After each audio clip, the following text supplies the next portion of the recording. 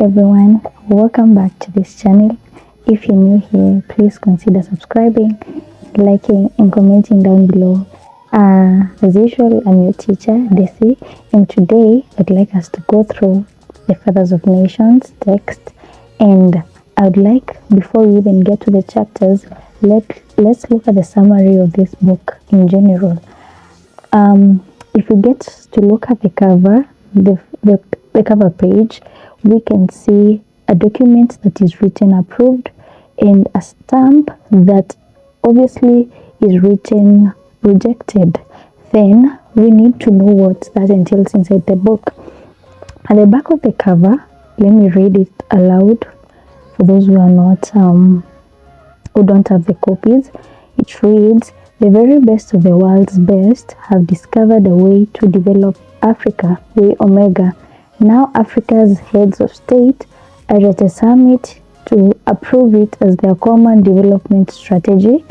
If they do, it promises Africa will start developing immediately." Unknown to the summit are several aggrieved conspirators who are plotting to defeat Way Omega and replace it with a rival strategy, Path Alpha. Their path, they say, is the only way to develop Africa. Should the summit still approve Way Omega, or should it turn around and approve Path Alpha instead?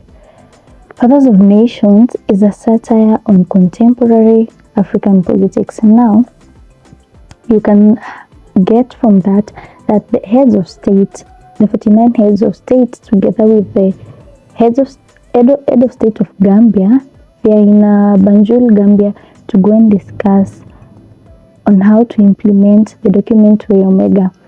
Now, that summit will be interrupted by these people that have sat down and come up with Path Alpha, a document that is meant to be a rival to the Way Omega document that has been brought about by the heads of state. Now, before I go deeper, allow me to to look at the title, that is Fathers of Nations. When we look at the relevance of this title, the presidents, or rather the fathers of nations in general, they are known, or we know them to be people that are responsible, people that are protective, and people that are loving and available for their children. Now, these Fathers of Nations, we say that this book is a satire. Why is it a satire? It is because we don't expect these leaders to be ignoring our needs as citizens, to be ignoring citizens and their welfare and their well-being. But in this case, in this book, you see that the presidents go ahead to ignore the needs of the citizens that elected them. You will see many instances whereby the leaders are negligent and are inefficient. So this title is satirical. Okay, the book is a satirical book. Now, let me look at briefly the summary of the whole book. At the beginning of the book, we introduced to 4 men that are to attend the summit, but they are staying at the Seamount Hotel. Now, these 4 men, they go by the name. We have Comrade Melusi, we have Chineke Chiamaka, pastor at CIA Lagos, we have Professor Karanja Kimani, and lastly, we have Engineer Tahir. Now, these 4 men have been brought to Banjul, Gambia at the Seamount Hotel by AGDA, that is Agency for Governance and Development in Africa. And these are the same people that have come up with this rival document because they see that our leaders, they are negligent and they are not in any way concerned with our needs. And there is no way that these leaders that are negligent of the citizens' needs, there's no way that they are going to care, even if they are to implement Way Omega. It is in no way related. There's no way that these leaders, the intentions are good towards the citizens. These are the 4 men who were put or placed at the Simont Hotel to await the summit. And why was that done? It's because these 4 men were supposed to help to pass on or to advocate for Path Alpha during the summit. Remember, the heads of states have met in Banjul, Gambia, not to discuss Path Alpha but to discuss Way Omega. Now, these 4 men were given that responsibility by Agency for Governance and Development in Africa. Now, why were they selected? You know, there's a question that someone may ask, why were they selected and not any other person in Africa? Why were these people specifically selected? Now, in my own opinion, or rather, from a general point of view, these men had suffered, and we'll get that in the book still, that these 4 men had suffered in the hands of the government. I'll explain later on how they suffer, but they suffer in the hands of the government in different ways. And due to this, they are the best people to rise up and desire to bring a change in our continent, Africa. That is why they are picked as the best candidates for advocating for Path Alpha in the summit. Now, they are placed in the Simont Hotel. Aside from that, we have Dr. Abiola Afolabi, and Dr. Abiola Afolabi has played a big role in this book, in that initially Afolabi was appointed by the heads of states to help them, or to be an advisor to them about Way Omega. Funny enough, he ends up also advocating for Path Alpha, or he helps rather these 4 men to pass on that document in the summit, because if Afolabi was selected by the heads of states to pass on Way Omega in the summit, then he would have access to the summit. Remember, where the presidents are meeting to have that summit, it is protected, highly protected by different kinds of soldiers, and Afolabi having an access in the summit gives him the best opportunity, or rather, he is a good candidate of helping these 4 men to pass on that agenda of Path Alpha. Now, the book proceeds to give us a flashback of these 4 men. That is Ngobile Melusi, Engineer Tahir, Karanja Kimani, and finally we have Pastor Chineke Chiamaka. It continues to give them, to give a flashback of who they were before they were elected or chosen to advocate for Path Alpha. You can see that Karanja Kimani, before he was chosen to do this, he was initially a lecturer at the University of Nairobi, and Karanja Kimani suffered in the hands of the government, in that his daughter died. He had a daughter called Tuni, and Tuni died because of the negligence of the government.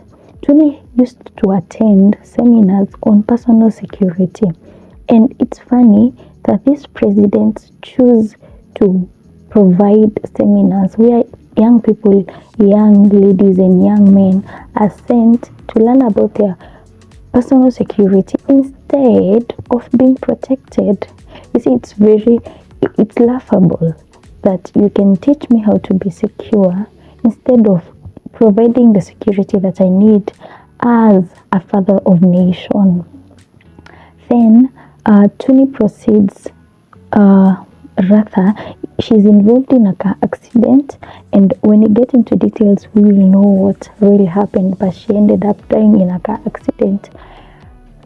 Then we also have Kimani. He also suffers because the wife decides to leave him. Why is this?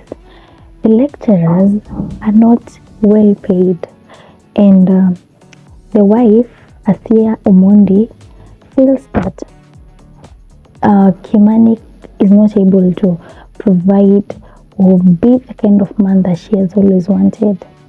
So what does she do? She decides to get married to Newborn Walomo. Newborn Walomo, who is a member of parliament, because members of parliament in the country at the moment, they are able to raise their salaries every now and then. So a member of parliament earns a lot of money.